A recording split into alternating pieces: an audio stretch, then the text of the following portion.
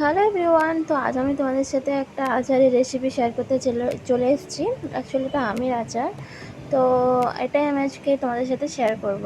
তো প্রথমে দেখো, নুন হলুদ মাখানো আমগুলো সকাল থেকে রোদে দেওয়া ছিল শুকোতে। একদিনের বেশি রাখবে না, মানে সকালে দেবে, রাত্রিবেলা আচারটা তোমরা বানিয়ে নেবে। তো তারপর তেলের মধ্যে, কড়াইয়ের মধ্যে তেল গরম করে 5 ফোড়ন আর শুকনো লঙ্কা দিয়ে দিতে হবে। তারপরে যে নুন হলুদ মাখানো আমগুলো কেটে রাখা ছিল, হ্যাঁ, তো তারপর ওটা দিয়ে দিতে হবে কড়ার মধ্যে। তারপরে এটাকে ভালো করে একটু কষিয়ে নিতে হবে এই তেলের সাথে, ভালো করে নেড়ে নিয়ে। তো আমের আচার খেতে সত্যি অসাধারণ লাগে। তো আমি তো বানাতে খুব একটা ভালো পারি না, অ্যাকচুয়ালি আমি কোনোদিন বানাইও নি। তো এটা আমার মায়ের হাতের রেসিপি, তো আমি এটাকে ভিডিও করে রেখেছিলাম আর তোমাদের সাথে শেয়ার করছি। অবশ্য আমারও অনেক সুবিধা হয় ভিডিও করে রাখলে। তো ভাবলাম যে আমি কেন একা মানে বানাবো, তোমরাও আমার সাথে বানিয়ে নিও, তোমাদেরও হেল্প হবে ভিডিওটা।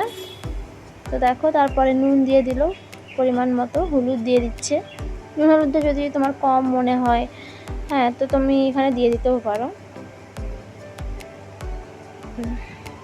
তো ভালো করে এটা কষিয়ে নিতে হবে, যেমন হলুদের কাঁচা গন্ধটা চলে যায়, না হলে কিন্তু ভালো লাগবে না।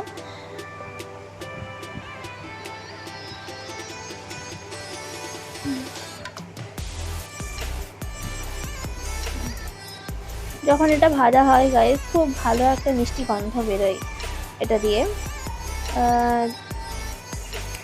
আমার মনে আছে আমার মা যেদিন আচারটা বানিয়েছিল, সেদিন খুব ঝড় বৃষ্টি হচ্ছিল।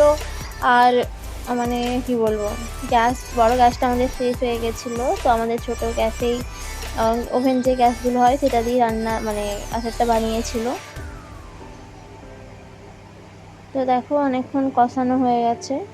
এরপরে কিন্তু যে গুড়টা ছিল, গুড়টা ক্যানের মধ্যে রাখা ছিল, সেটাকেই, গুড়টা একদম পাতলা, অ্যাকচুয়ালি মোটা গুড় দিয়ে করবে না, এরকম ভালো করে গুড়টা দিয়ে দেবে। আর পরিমাণ মতো গুড়টা তোমরা দেবে। তারপরে এটাকে নাড়াতে থাকতে হবে। আর কড়াইয়ের মধ্যে ততক্ষণ রাখবে যতক্ষণ না একটু, মানে বেশি ফোটালে কিন্তু হাই ফ্লেমে তেতো হয়ে যেতে পারে। তো তোমরা একদম লো ফ্লেমে দিয়ে গ্যাসটা রাখবে, হ্যাঁ। আর গুড়টা ঠিক পরিমাণ মতো দেবে, নাহলে কিন্তু কম বেশি, যদি আমটা খুব টক হয়, খুব টক টক খেতে লাগবে, ভালো লাগবে না। একটু টক মিষ্টি ঝাল দিয়ে করলেই কিন্তু আচারটা বেশ খেতে টেস্টি হয়।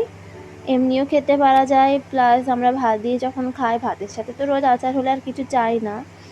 তো তারপরে এটাকে ফোটাতে হবে।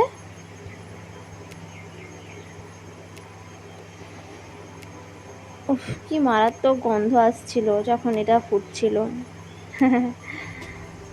অসাধারণ লাগে, অসাধারণ। আমার তো আচার খেতে খুবই ভালো লাগে। তো আর কার কার আমার মতো আমের আচার খেতে ভালো লাগে, তারা কমেন্ট বক্সে অবশ্যই আমাকে জানিও। আর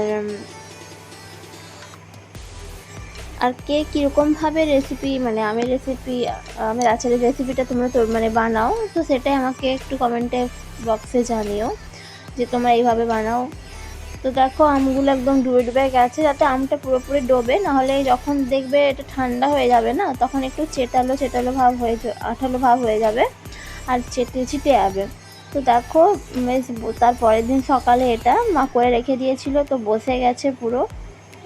আর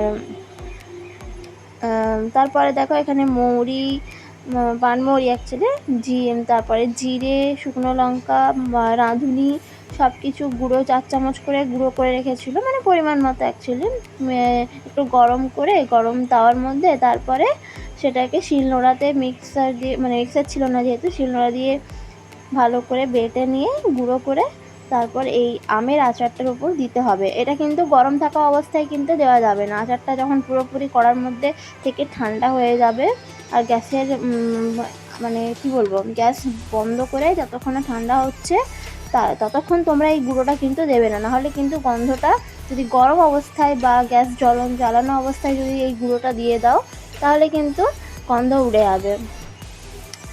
তো এটা একটা টিপস ছিল বলতে পারো, অনেকেই হয়তো জানে না।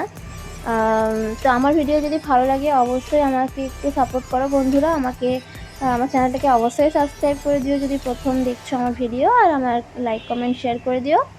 তো ভিডিওটা কেমন লাগলো অবশ্যই আমাকে জানিও।